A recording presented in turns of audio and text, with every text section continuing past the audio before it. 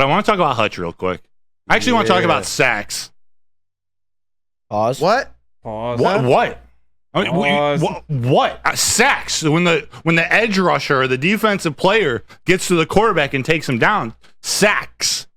Not pressure, sacks. Huh. Dan Campbell has some we all like sacks. We do. Dan Campbell has some interesting comments. But before we show the Dan Campbell clip, I see we all think Hutch is going to he's going to take his game to the next level, right? I believe so. Oh, yeah. I see a focus in his eyes. And actually, all of these, especially the player clips that we're going to show, all their comments yesterday, they seem very focused. They seem very mature. I'm picturing Broderick Martin. We have one clip from him. But remember him last year? Super lovable guy, like just the biggest smile, friendly, joking or whatnot. The dude, if you saw him yesterday, he is locked in. Yeah. First off, he looks great. He's got great things to say, but he's very focused. He's a professional now. Like, he had his fun. He talked about, I'm in the NFL now. Like, this is my NFL offseason, not the pre-draft stuff. Like, I'm getting ready to go. I got Terrell Williams. That's the clip we're going to show. I got people around me that are helping me. I was going to say, people smash that like button for these Lions videos. They're dope. Right, That's Brad what Hendricks? I was going to say. But Vincent Morales said we should probably change it to satisfy the like button. Is that better? Satisfy. I like if you Instead desire of just smashing. That's less I pressure. like part of this summer. I'm trying to work on my vocabulary. The adjectives you use to describe people. Instead of very exciting, use thrilling, or it's just something we got to work on. As a host. Ray, sack the like button. Sack the like button. What do you desire? Sack the like button. Let's get into it. Just, or put the pressure on it. Sometimes, I don't know if you see me over here sometimes. I'm just like tapping. Yeah. I'm just hitting the emojis in the chat down in the right corner. Yeah. I don't know if you guys can see my arm. Oh, it's this one. But anyways, Hutch transformed his body last year, taking another jump this year. This is what he had to say in terms of his offseason approach. Stacking good years. Check this out. Yeah, I definitely feel like I've reached a new level this year in pass rush, and I mean just body comp in general. Just I feel like that's what happens when you just stack years in professional sports. Your body comp gets better. You get more flexible. You get more bend. You get more. It's just everything that you want. And as long as you're treating your body, mind, and soul right every year, it only compounds. Compound, stacking good years. Shout out to the Detroit Lions. That was taken from their YouTube. All these clips are going to be courtesy of the Detroit Lions Thank you, YouTube Lions. or Twitter. Thank you. Hutch getting better is a scary sight. Yeah. Scary sight for opposing quarterbacks, opposing teams, opposing offensive coordinators. Before we talk about that, I'm just going to go right into this next comment from Dan Campbell, because I think they're so perfectly tied in together, especially when you hear the entirety of the quote. And I know on social, you can only post so many words in a quote, and you hear pressures are more important as sacks or whatever the actual words were in this one sentence. Let's put it in context because what Dan Campbell was saying makes a lot of sense. JB, could you roll that one? Yep. Yeah, sacks aren't that big of a deal as long as you're getting the pressures. As long as you're getting pressures that and those pressures show up that affect the quarterback negatively, Now, would you rather have sacks? Absolutely, I'd rather have sacks, right? You lost yardage, all those things, but the pressures are more to me than, a pressure that affects the quarterback. We watched a couple of clips this morning in front of the team. Quarterback's wanting to step up. He can't step up. The throw is high. He's flipping to his right. He can't get his hips around, and we throw a pick. So these things that end up in negative plays, whether it's incomplete, it's turnovers, it's whatever, I'll take those all day long. So, look, Hutch is going to continue to improve, and whether those come in sacks or not, I already know he's going to be better.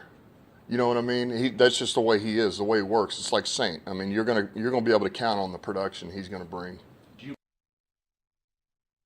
I love it all. You know what I like about it, though? What I see Dan Campbell doing is this. Last year, there were people who actually had disdain for or tried to knock Aidan Hutchinson because they didn't think that he had the sacks commensurate of the pressures. So what I see Dan Campbell doing is saying this, whoa. You can't hate on Aidan Hutchinson because he didn't reach the goals that you think he should. He's still out here as a dog off a leash, a big one, and he's pulling his own weight. That's what I got from this. Hey, look, he is very valuable. Do we want the sacks? Of course. But do you know everything that Aidan Hutchinson is doing?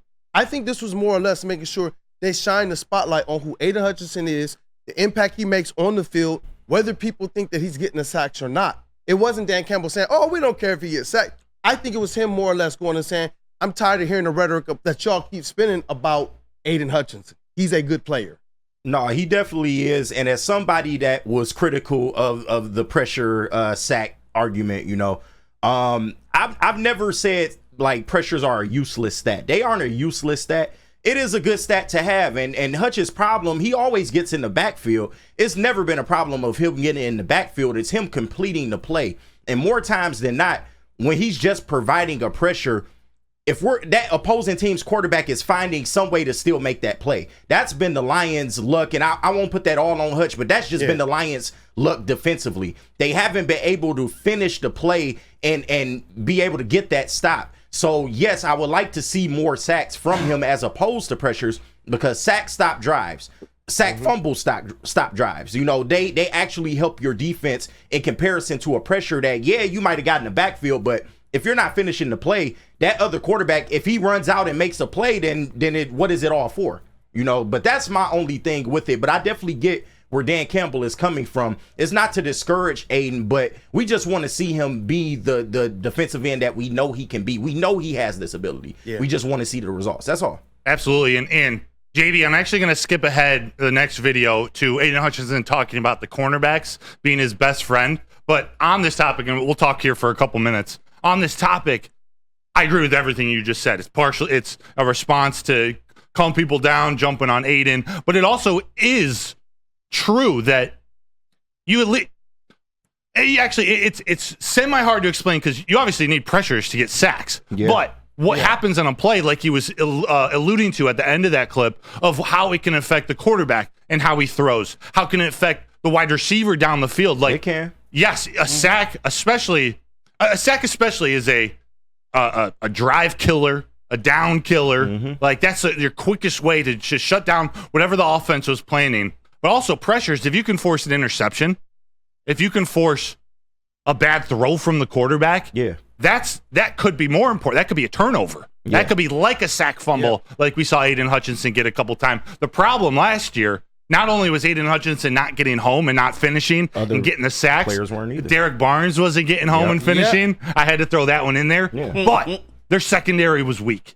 So the pressures didn't affect it enough. Like, you needed the sack last year to be able to shut that drive down, because even if he got the pressure, there wasn't a strong cornerback group to pick the ball off or to stick with, a 1 or 2 or 3 wide receiver. Right. So it all plays together. But what Aidan Hutchinson said yesterday too, and he said it pretty calmly, but how important it is, some of these new pieces, these cornerbacks, how important it is to the defensive line. Could you roll that, JB? Yeah, it's huge. It's huge. I know we got a lot of good additions, and I'm hoping that those guys can be as good as they're advertised. And that's a DN's best friend right there, is a corner that can lock down. So the more we have of those, is the more successful our defense will be. So I'll pose this question to you guys. He's just showed a cornerback's an edge rusher's best friend. Gives him more time to get to the quarterback. Yeah. Also, they pick the ball off, you get pressure, you force a bad throw. Who's more important to the other?